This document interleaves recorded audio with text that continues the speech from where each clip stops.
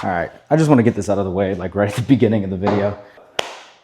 When I post TikToks, Reels, Shorts, whatever I'm posting, and it says like ear pro solution or helmet wearing solution, it's not meant to spark an argument in my comments.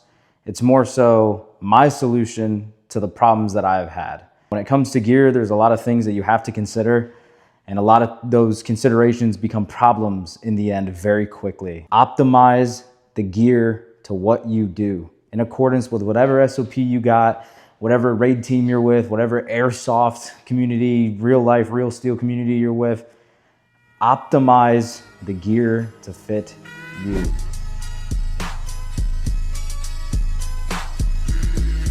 In this video, I'll be going over my belt setup and how I configured it over the course of 5 years. This is how long I've been running this belt.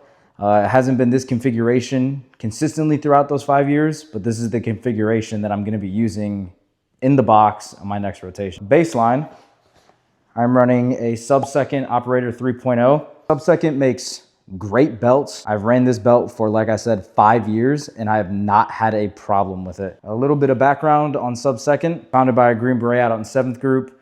My buddy put me onto him. Jeff, great guy. He's a Green Beret, made the Operator 3.0 belt and all of the other belts as a solution to a set of problems that he was running into while in teams. It's a really good belt. I haven't had any issues with it. I've never run into like any of the stitching, snapping, any of the elasticity along the edges here, or any of the Velcro hook and loop sections wearing down. I've had this belt for 5 years. I have used it in 22 field exercises and it has not failed me once. Moving on to my fanny pack. I actually got this idea from an airsofter out in Germany. These videos have been popping up in my suggestions like crazy ever since I started posting videos about gear. He's like the first person that pops up, and it's pretty interesting to see how he has this fanny pack set up. I'm pretty sure it's the exact same one actually. I'm not entirely confident in that answer. So yeah, I have a fanny pack with little belt clips attached to the Molly webbing on my sub-second Operator belt, just as a means to answer my dangler problem. I ran a Cry AVS with a Spirited Systems dangler pouch for about 3 years. The dangler got in my way when I was doing any type of tactical movements, whether it be react contact, force on force, anything like that. It made it a lot easier to have a fanny pack. I've seen a lot of guys run fanny packs. Fanny packs are great. And if anybody says that fanny packs are, you know, of a specific sexual orientation, they're wrong. Inside my fanny pack, I just have a multi-tool, just a Gerber multi-tool from the same weapons cleaning kit that I got my red light from, wherever the fuck it's at. Yep, my red light, great multi-tool. I prefer Leatherman's, but a multi-tool is a multi-tool and you never know when you're gonna need it. Fanny packs are great. They're a lot like danglers or any other general purpose pouch. They allow you to carry extra stuff. When I get out to the box, probably gonna run a bunch of land nav stuff, maps, map markers, protractors, anything I could really get my hands on to help me. Something simple, something slight, and not really a problem to run. It barely gets in the way. Obviously, its profile is fairly low, but it is a relatively large fanny pack. On my left side, I have my P365 X Macro magazine, along with I think this is a high-speed gear taco. I'm not entirely sure. I did use it for a multi-tool. Multi-tool fits. The exact same multi-tool that I am running fits inside this pouch.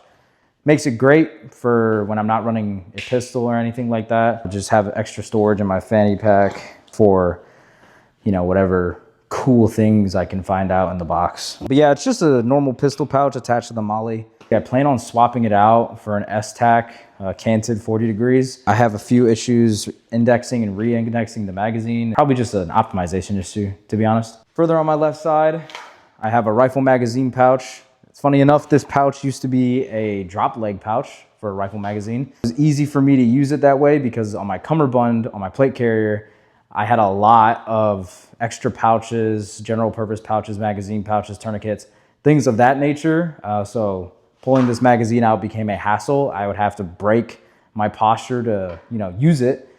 So I resorted to using a drop leg holster. Much like you would see with pistols and how they have drop leg holsters, I had the same thing for a rifle magazine pouch. Kind of crazy, kind of outlandish, but it worked. Further on my left side, more towards the rear, I have my Marco pouch along with a dump pouch. This dump pouch is really good. It just rolls up into a tight little like ball. and it makes it low profile when I'm riding in Vicks, so I don't have to sit on magazines or anything else I have in there. The reason for the Marco pouch is when I was overseas, we would do a lot of glass house drills and a lot of room clearing and a lot of training, basic soldier tasks. It was an easy way for me to mark rooms that I've been in and mark entryways, mark anything really with a little 2-inch glow stick. Great solution to the problem sets we were having. We couldn't remember after clearing a 8-story apartment which rooms we had actually cleared. So it was just easy for me to run a bunch of little glow lights, little glow sticks that I would snap, break, and then drop. And then we would just, continue to flow from there. To my back, we're now moving to what Paid to Raid likes to call buns. I have my standard issue US Army IFAK. I'm only using my belt in this configuration, like I said, for my rotation out into the box. Plan on swapping out my IFAK with the GBRS IFAK so I can run another tourniquet. Like I said, just standard issue Army IFAK. It's buns, it's mid, I agree. Only good thing that this thing has is the ambidextrous pullout system. That's it. The Molly sucks. It's an overall mid pouch. Shout out the US Army for issuing shit gear. Moving on to my right side, I have my P365X macro. It's all safe and clear, empty. I have it mounted in a Black Scorpion competition holster. No retention. Reason being is because when I initially bought the holster, I planned on doing competition shooting with the X macro because genuinely it is a good pistol.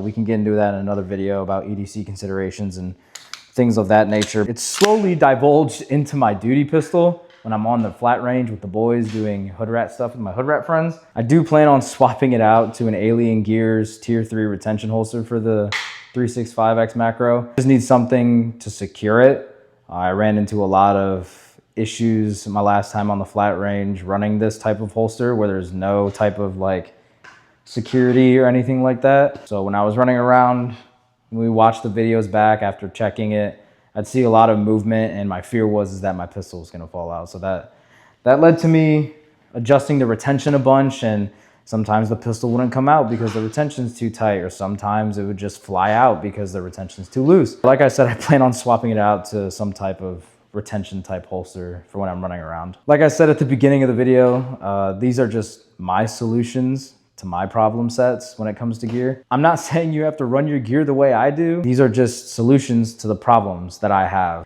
I'm gonna keep running myself the way I have because I haven't had a problem. I'll cross that bridge when the time comes when a problem does arise. I'm not throwing shit at anybody. I do appreciate the feedback. I do take everything you guys say into consideration when it comes to any type of gear suggestions or modifications to running specific things. Like I said, this wasn't me throwing shade at anybody. I genuinely do care about what you guys say, and I take your suggestions very seriously. Some people have a lot more experience than I do. Some people have less experience. So if you get really any information from the comment section or the video itself, that's great. That's kind of my purpose and goal with doing these types of videos, is to transfer knowledge to you guys. And so you can see how I run my stuff, except for this, because this is brand new and I don't know how this is gonna go when I'm out in the box. It's kind of just a knowledge transfer game. I'm not really here to start beef with anybody. I'm not here to, cause any conflict when it comes to running your gear a specific way. If you run your helmet with your chin strap on 24/7, good for you. If you don't, good for you. If you run your belt a different configuration, good for you. You found the solution to your problem. So just keep running it the way you have. If it ain't broke, don't fix it. Yeah, guys, this was just a quick video on how I have my belt set up and configured for my next rotation out into the box. If you guys like the video, make sure you like, comment, and subscribe. Say something mean in the comments. I don't really know. All that corny YouTuber stuff that they typically say. This has been Forward Assistance, and I'll catch you guys in the next gear video.